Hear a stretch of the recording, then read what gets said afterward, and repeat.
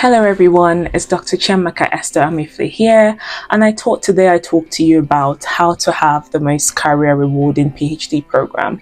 Now I know international students who come here to study do so predominantly for a postgraduate degree, so either a master's degree or a doctoral degree, and most times this is a means to an end, right? Because the ultimate aims for some people is to get, a high profile, well-paying jobs. But however, I do come across a number of PhD students who, despite having a doctoral degree, end up in low paying jobs or no jobs at all. And sometimes this is because they have spent that time studying for this doctoral degree but haven't sort of garnered industry relevant transferable skills for jobs in the industry, especially if that's their preference. So I'm hoping I can start to curb that incidence with this video.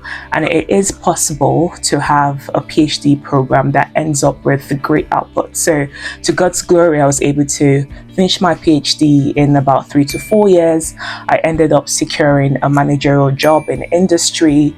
I was able to publish my work in High Impact Journal, and some of my findings also informed national policy. And this can be your reality too. So hopefully I can tell you how I was able to do so through this video. So keep on watching. So the overarching tip is to try and secure a research program that is embedded in a well-established research team. And what do I mean by a well-established research team? So this is a team that is long-standing. So they've been around for quite a long time. And as a consequence, they do have research leads. So chief investigators, principal investigators who are industry leading. So they are known as sort of spearheading research in that industry space. And more often than not, they do come with a wider team. So they would have postdoctoral researchers around them, they will have research assistants, they will have analysts, and having a research program that is embedded in such a team that take all of these boxes can benefit you hugely as a PhD candidate, and I will show you how. Now, because the lead investigator is long-standing and industry leading, it might mean that they do have this culture of bidding for and undertaking notable difference-making projects, which usually accompanied with a large-scale funding, meaning that your PhD would be either fully funded or partially funded. Now, this is beneficial because it takes a huge weight off your shoulders. So having that sort of financial pressure off you gives you the time and the thinking space to actually do the work and embed yourself in your research program and just sort of get that holistic research experience.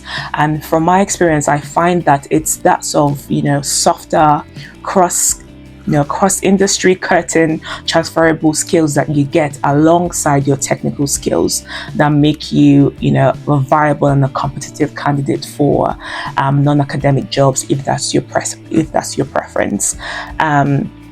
I hear this myth all the time that doing a PhD kind of locks you in this world of only academia, but that's not the case. And this is simply because most times some PhD students, they don't know how to acquire sort of industry relevant expertise while doing their PhD. So they kind of end up with one choice in academia, and that's kind of the trend that you see. But it is possible to make sure that you are developing, honing technical skills as well as other transferable, softer industry relevant skills, and we'll talk about that at a later point. In addition to that financial relief that you get, doing a research program with an industry leading team almost guarantees you a successful PhD program before you start. This is because with their culture of undertaking really innovative and transformational research projects, and you being the PhD candidate on that project, it kind of automatically means that your personal research project will be filling a clear and a critical knowledge and policy gap. Which means it's publication worthy, in some cases has the potential to inform national or local policy, which is one of the highest achievements that you can aim for as a PhD student. And also if you're vying for a role in industry, a non-academic role, having a publication or proof of your findings informing policy is quite an essential way of proving how much you can deliver. So it's as evidence of your deliverables pretty much, because it shows that you do have excellent written communication skills. You have the ability to communicate with accuracy, brevity, and to such high scholarly standards, which is those soft skills are core foundational skills regardless of the job role or the field or the industry that you're in. Is also true of your ability to produce such high impact work. I mean, very highly impactful that it can inform national policy, or it has national relevance. So all of that sort of benefits you regardless of what your endpoint is, whether it's in academia. If it's in academia, of course, having a publication, it's counts when you're applying for a lectureship or a postdoctoral research role. But also, if you are going for a job in industry, having a publication or having such high impactful work also holds water. So hinged on the research team being sort of industry leading, so they have a history of successfully undertaking research in that space and have been doing this for a while. This means that they would have the research protocol or the process of undertaking that research from start to finish pretty much figured out for you. Because with each grant application that you make, the applicant is required to strongly demonstrate evidence of the research gap, how relevant the gap is, what's the sort of real time or real world consequence of not filling that gap, how are they going to fill that gap, what is the feasibility and the viability of the techniques or the methodology they're going to be using to fill that gap. And as a research student, this is pretty much music to your ears, because most of us spend 1 to 2 years of a supposed 3-year program just trying to figure out what on earth are you doing. So what is my research question? What am I answering? How do I find consistent literature to demonstrate that this is indeed a problem? What methods do I apply? How can I get data? When do I start to get data? Who do I speak to about data? How do I analyze that data? So all the sort of procedural questions are what can take you, if you don't have that kind of template laid out for you, 1 to 2.5 years to figure out. And if you have those questions already answered because you're in a team who know what they are doing, have been doing this for years, you pretty much just pick up the grant proposal and flesh it out, and you have your procedures, your methodology, your data collection, analytical methods pretty much figured out for you. And in some cases, your chapter 1, 2, and 3 of your thesis more or less written out for you. So now if you have that kind of, like, say, mountain leveled before you and that sort of head start, why wouldn't you finish your PhD in 3 to 4 years and also now have time to do other career rewarding activities or work that you want to embark in that will give you other options beyond academia? So pick a research project that has real life applicability. So something that is implementational in nature, that doesn't involve a lot of independent working or you just sort of slaving away in a lab or a cubicle for the entirety of your program. So doing research projects that fit this kind of profile enables you to put into practice some skills that I do call like routine standards. So skills that are applicable regardless of the job role or field or the industry that you're vying for. So these skills include things like partnership working or stakeholder management, verbal or written communication skills, analytical skills, so both quantitative and qualitative, especially in this sort of mixed methods sort of data age, skills like public, customer, client engagement skills, other ones like idea development, so design or monitoring, evaluation or implementational skills. So because these skills are like the bedrock of 90% of jobs that you find out there, regardless of if it's in academia or in industry. And so undertaking a job like real-time, real-world implementational PhD program will give you the opportunity to develop or hone or sort of master these skills, which in turn makes you It gives you various options, right? So options both in academia and in industry, but also makes you a viable and a competitive candidate when you do apply. Next tip would be do all you can to have a secondary supervisor, whether officially or unofficially. Now, I know usually research candidates in the UK anyway do come with supervisory team, or at least a primary supervisor, but I'll recommend ensuring you have both, so a primary and a secondary supervisor. Now, this is because your primary supervisor is usually someone very senior, so like a head of a department, which is great because they're very knowledgeable, they have a wealth of experience, they can see the end of your PhD before you do and sort of guide you on that direction of travel. But actually what you need, especially if you're someone who is research naive or naive with regards to doing research in the UK, you do kind of need a lot of hand holding, so having someone who is readily available is a non-negotiable. When I say someone who is readily available, I mean someone who wouldn't mind you having their contact number to call or text on a needs-to basis, because there's certain critical stages of your research when you need sort of timely and frequent help, because research can be sort of time-bound, right? So there's specific things that need to happen at specific times, and sometimes mistakes are irreversible, and if you're not able to correct them, can change the entire course of your research journey, or can even lead you to changing your research question altogether, which again would mean that some of the intended impact or outcomes will be forfeited. And actually, the more input you can get during your research program, the earlier you're able to spot or prevent or correct mistakes. So, and this secondary supervisor doesn't have to be in around in official terms, so to speak. So they can be if they're bound officially, even better, because they have that sort of obligation towards you.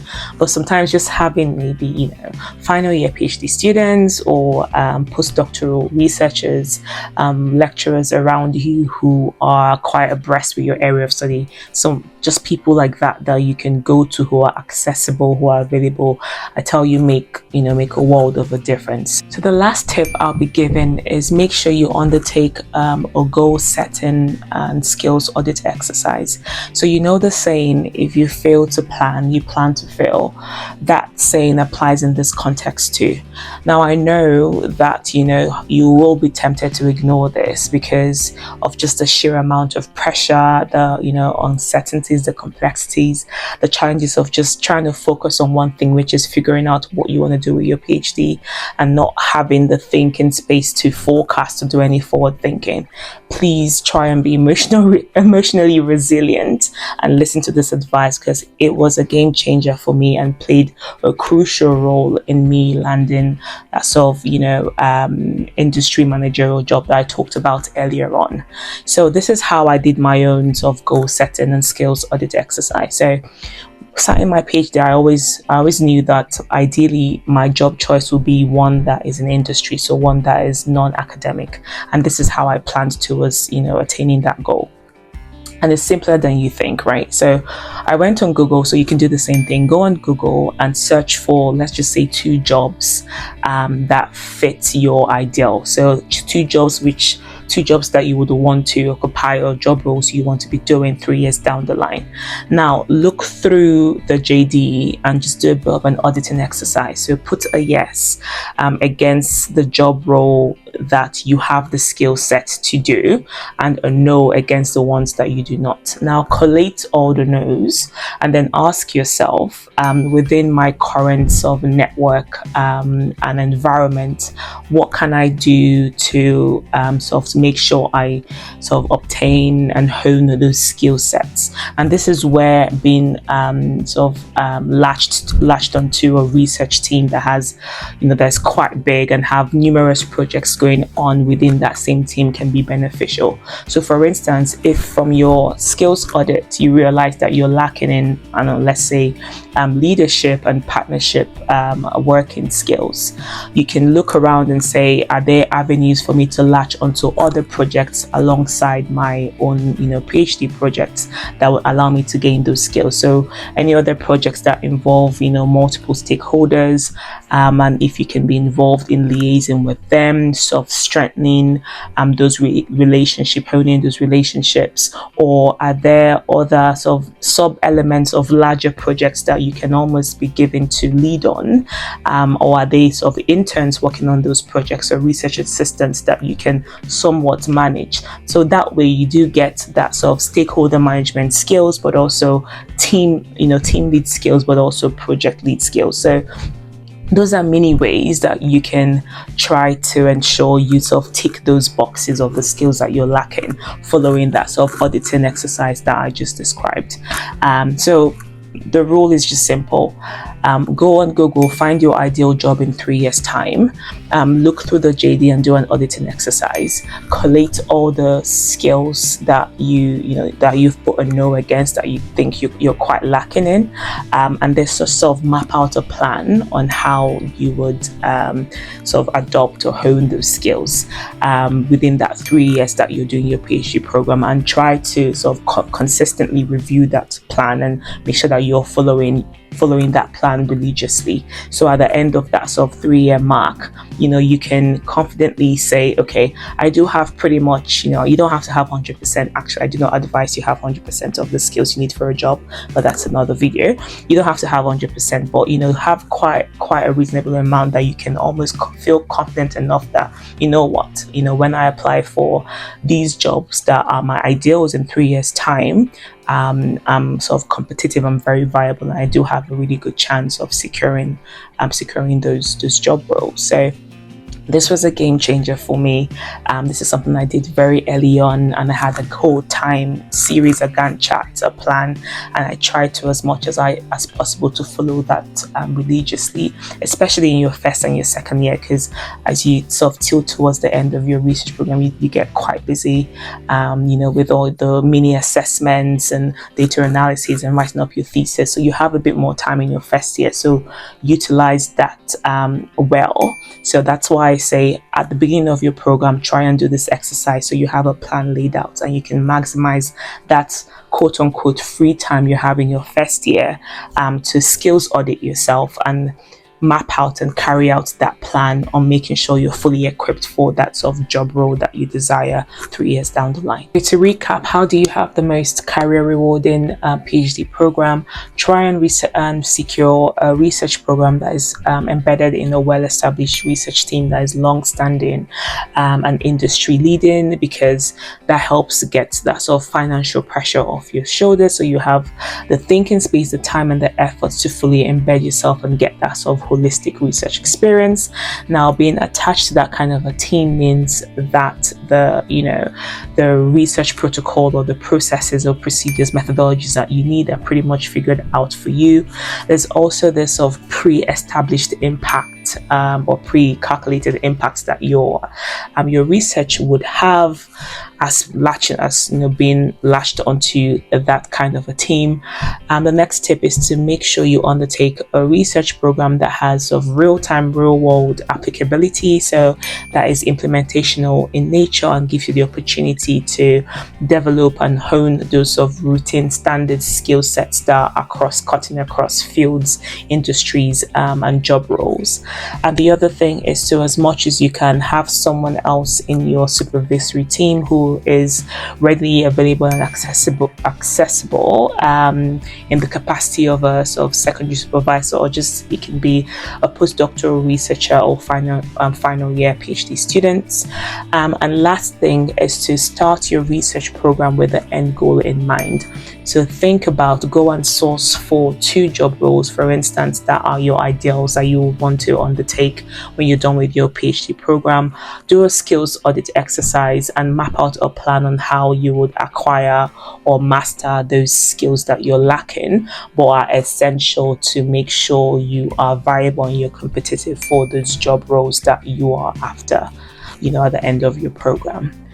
Thanks for watching, and speak to you soon.